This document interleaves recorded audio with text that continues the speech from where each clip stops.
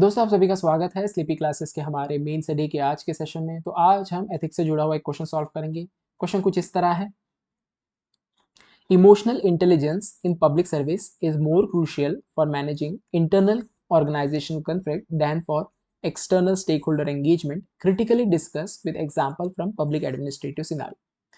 तो as usual जैसे मैं हमेशा करता हूँ, आपको जो है आपको रिक्वेस्ट करता हूँ कि आप 5 मिनट्स के लिए इस वीडियो को पॉज करें, अपने एंड से इसके ऊपर ब्रेनस्टॉर्म करें, इस क्वेश्चन की क्या रिक्वायरमेंट है वो समझने की कोशिश करें, या फिर थोड़ा बहुत फ्रेमवर्क या फिर पूरा आंसर भी लिख सकते हैं, right.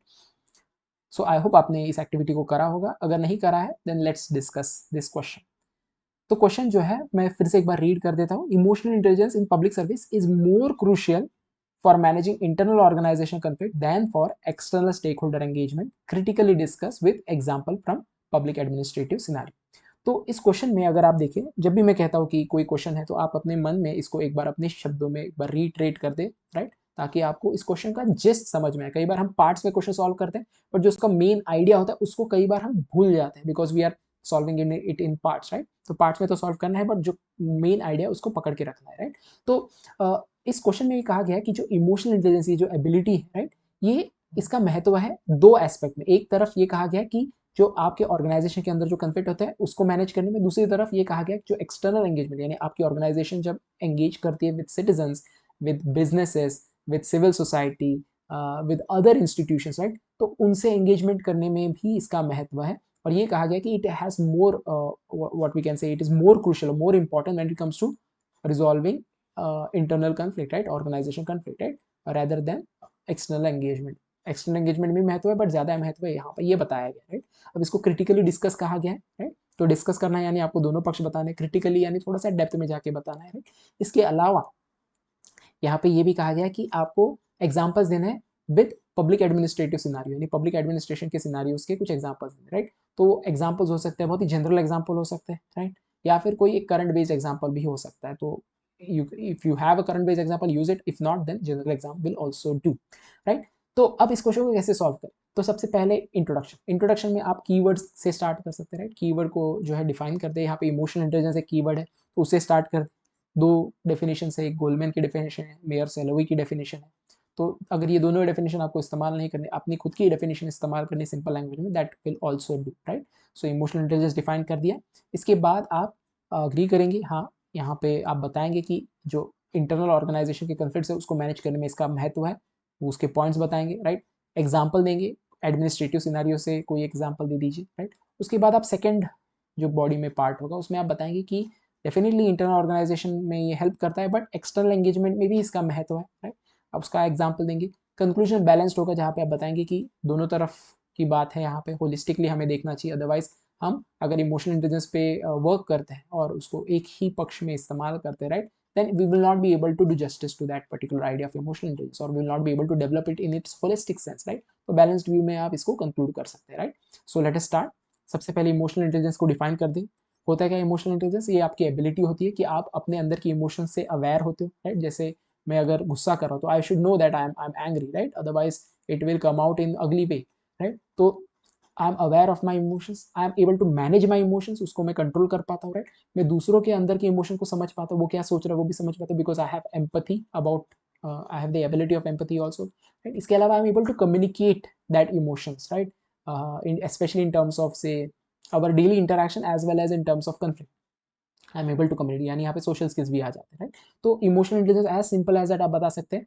In public service it includes recognising, understanding and managing one's own emotion and others emotion effectively. इतना भी लिख दिया, दैट इज सफिशिएंट, राइट। बहुत डीप, बहुत जो है टेक्स्ट बुक डेफिनेशन तो डेफिनेटली अगर आप याद कर सकते तो इट्स गुड, बट अगर नहीं याद कर सकते अपने शब्दों में लिख दीजिए, बहुत ज़्यादा, क्योंकि कई बार कुछ ऐसे कीवर्ड्स आते हैं जिसका कोई एक टेक्स्ट बुक डेफिनेशन आपने पढ़ा नहीं होता, तो वहाँ पे तो आपको अपना खुद का ही डेफिनेशन लिखना पड़ता है। अभी इमोशनल इंटेलिजेंस डिफाइन कर दिया, फिर फर्स्ट पार्ट पे आएंगे जहाँ आप बताएंगे कि ये हेल्प करता है in terms of managing internal conflict, organisation के कन्फ्लिक्ट। तो ये कैसे करता है वो बताया, जैसे यहाँ पे बता सकते हैं कि जो इमोशनल इंटेलिजेंट व्यक्ति होता है वो एम्पैथेटिक होता है, राइट। तो वो अपने इमोशन दूसरे इमोशन को समझ पाता है, राइट। तो ज्यादातर कन्फ्लिक्ट जो है वो इमोशनल ही होते हैं, राइट। रैशनल कन्फ्लिक्ट बहुत कम होते हैं, इमोशंस चार्ज एनवायरनमेंट में ही कन्फ्लिक्ट हमें दिखाई देते हैं, राइट। तो आप ये बता सकते हैं कि एक इफेक्टिव जो सिविल सर्वेंट है या जो एम्पैथेटिक व्यक्ति है, राइट, वो दूसरों के इमोशंस को समझ पाता है, राइट, और रिस्पॉन्ड कर पाता है इफेक्टिवली उनके इमोशंस को, और इस जिससे ब्यूरोक्रेटिक जो फ्रिक्शंस है वो रिड्यूस कर पाता है, राइट, कम्युनिकेट कर पाता है वो, राइट, इससे वो क्या कर पाता है, एक कोहेसिव टीम, एक अच्छा कल्चर बना पाता है इन दी ऑर्गेनाइजेशन, जिससे प्रोडक्टिविटी भी बढ़ती है और मॉरल भी हाई रहता है। सिंपली आपने इसको डिफाइन कर दिया या फिर उसको बता दिया कैसे ये हेल्प करता है। इसके बाद एग्जाम्पल पूछा गया, तो यहाँ पे मैं एग्जाम्पल दे रहा हूँ प्रशांत नायर जी का। इनको कलेक्टर ब्रो कहा जाता है, केरला से है। तो इनका एक लेख आया था जिसको हमने यहाँ पे एग्जाम्पल से कोट किया है। वो कहते हैं कि वो ह्यूमर का इस्तेमाल करते हैं अपने टीम में, राइट, और जो हायरार्की होती है, स्ट्रिक्ट हायरार्की, राइट, प्रोटोकॉल्स होते हैं, वो रिजिडिटी को ब्रेक करते हैं। इससे क्या होता है कि एक मोरल हाई रहता है टीम में, राइट, लोग अपने इश्यूज कम्युनिकेट कर पाते हैं मोर फ्रीली, राइट, और फ्रिक्शंस कम हो जाते हैं, कंफ्लिक्ट कम हो जाते हैं, जिससे प्रोडक्टिविटी भी बढ़ती है, राइट। तो एज सिंपल एज दैट आप यहाँ पे बता सकते हैं, Prashant Nair initiative of using humour and informal communication to break hierarchies is an emotional intelligence, is a use of emotional intelligence or an emotional intelligent approach of working, right। तो as simple as that आप इसको इस तरह इस्तेमाल करें, right. हालांकि इनको अभी रिसेंटली सस्पेंड कर दिया गया है, but still his example is valid, right. तो हम उसका इस्तेमाल कर सकते हैं। क्यों इनको सस्पेंड किया? बिकॉज इन्होंने अपने सीनियर के बारे में जो है कुछ पब्लिक में बताया, राइट, तो जो कि कोड ऑफ कंडक्ट के खिलाफ जाता है, right. So his example still holds valid, the use of humor and what we can say breaking rigid hierarchy is good for organization culture, right। External stakeholder के engagement में भी इसका महत्व है, राइट। आप बताएंगे not only in internal management of team but also external engagement में इसका महत्व है। आप बता सकते हैं कि अगेन आप जब पब्लिक से इंटरैक्ट करते हैं, बिजनेसेस से इंटरैक्ट करते हैं, civil society, you have to be empathetic towards them, you have to understand their needs, right, you have to understand from what perspective they are coming. Only then you will be able to engage with them in a more responsive manner, right। so responsiveness बढ़ाता है ये community में, और effectiveness बढ़ाता है आपके governance में। Ultimately you build trust and satisfaction in the public, right. आपने ये बता दिया, एग्जाम्पल दे सकते हैं। तो अगर एग्जाम्पल कौन सा दे सकते हैं, राइट, आपने कई सारे एग्जाम्पल्स पढ़े होंगे। कोई एक ऑफिसर है जिसने किसी फ्लड में हेल्प किया है, या फिर किसी पर्टिकुलर एथनिक वायलेंस में जहाँ पे हुआ है वहाँ पे उन्होंने कुछ काम किया है, अच्छा काम किया, राइट। तो जो भी रिस्पॉन्ड करने वाला काम है, राइट, जैसे यहाँ पे मैंने दिया है Balasore triple train crash, right, Odisha में एक बहुत बड़ा ट्रेन क्रैश हुआ था, राइट, जिसमें वहाँ के जो ऑफिसर हैं दत्तात्रेय बी शिंदे, राइट, इन्होंने 56 आवर्स रेस्क्यू करा।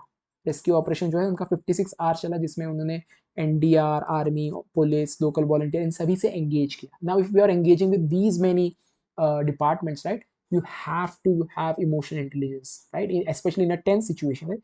और जो इनका रेस्क्यू ऑपरेशन था, इसके लिए इनको जो है Indian express excellence in governance award भी मिला 2025 का, राइट। तो रिकॉर्ड ब्रेक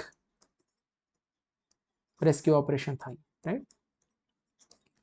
तो किसी भी इनिशिएटिव में आपको जो है इमोशनल इंटेलिजेंस दिखाई देगा, स्पेशली जहाँ पे सिचुएशन टेंस्ड है, जहाँ पे भी सिचुएशन टेंस्ड है वहाँ पे कोई ऑफिसर कोई काम कर रहा है, राइट, जैसे साइक्लोन हो गया, बाढ़ हो गई, अर्थक्वेक हो गया, right, that becomes an example, right. इसके अलावा भी कई सारे जैसे वेलफेयर जो के उदाहरण होते हैं, वो भी इमोशनल इंटेलिजेंस, बिकॉज वेलफेयर का कोई उदाहरण है जहाँ पे आप एम्पैथी दिखाते हैं, राइट, आप कंपैशन दिखाते हैं, राइट, आप उनके नीड्स को समझ पाते हैं, तो इमोशनल इंटेलिजेंस वहाँ पे भी इस्तेमाल होता है, राइट। तो एग्जाम्पल दे दिए आपने, बैलेंस्ड व्यू दे दीजिए। आप यहाँ पे कह सकते हैं कि हाँ ये कंट्रीब्यूट करता है in managing internal organisation conflict through improve team work and reducing tension, but equally ये एनहांस करता है external engagement through empathetic governance, right। conclusion में you'll say कि we have to view these particular ability, emotional intelligence ability from a holistic perspective, right, ताकि हम उसके ऊपर और अच्छे से काम कर पाए, राइट। तो इस तरह आप इसे कंक्लूड कर सकते हैं, as simple as that. So I hope आपको चीज़ें समझ में आई हैं। बहुत ज़्यादा डिफिकल्ट नहीं करना है, अपने आंसर्स को सिंपल रखना है, रिक्वायरमेंट क्या है उसको मीट करना है, एग्जाम्पल्स देना है, दैट्स इट, राइट। आपको कई सारे क्वेश्चन सॉल्व करने हैं तो आपको फास्ट रहना पड़ता है, right. Don't go into too much deep depth, right, as in बहुत ज़्यादा कॉम्प्लेक्स ना करें अपने आंसर्स को, सिंपल रखें, एग्जाम्पल्स दें, पॉइंट्स लिखें और आपको नंबर मिलेंगे। सो अगर आप 2025 की एग्ज़ाम दे रहे हो तो और आपने प्रिपरेशन को और इम्प्रूव करना चाहते हो, so we have some courses for you that you can avail. एक क्रैश कोर्स चल रहा है हमारा, लिमिटेड टाइम में आपकी रिविजन हो जाएगी, आपका करंट अफेयर्स भी कवर किया जाएगा, क्योंकि यहाँ पे लिंक किया जाएगा with the important concept, right. तो यहाँ पे आप देखो प्रिसाइज कंटेंट डिस्कशन होगा, मेंटरशिप मिलेगी फ्रॉम कैंडिडेट्स, फ्रेमवर्क्स दिए जाएंगे, राइट, उसके ऊपर डिस्कशन किया जाएगा, करंट अफेयर्स का कवरेज, इंटरलिंकेजेस और Telegram, right, in 6,374 rupees, right? If you want to have more details, you can contact us. हमारा नंबर है और email address भी है, right? And if you are not, you don't want say to prepare anymore, right? You want to prepare in the sense कि आपको test के लिए prepare करना है, right? सिर्फ टेस्ट देनी है, तो we have test series also which you can avail again at a very affordable price. यहाँ पे भी टाइम बाउंड इवैल्यूएशन और फीडबैक मिलेगा, मेंटरिंग सेशन होगी with selected candidates, right? Live session होगा जहाँ पे कैसे इंप्रूव किया जा सकता है आपके आंसर राइटिंग को, वो बताया जाएगा।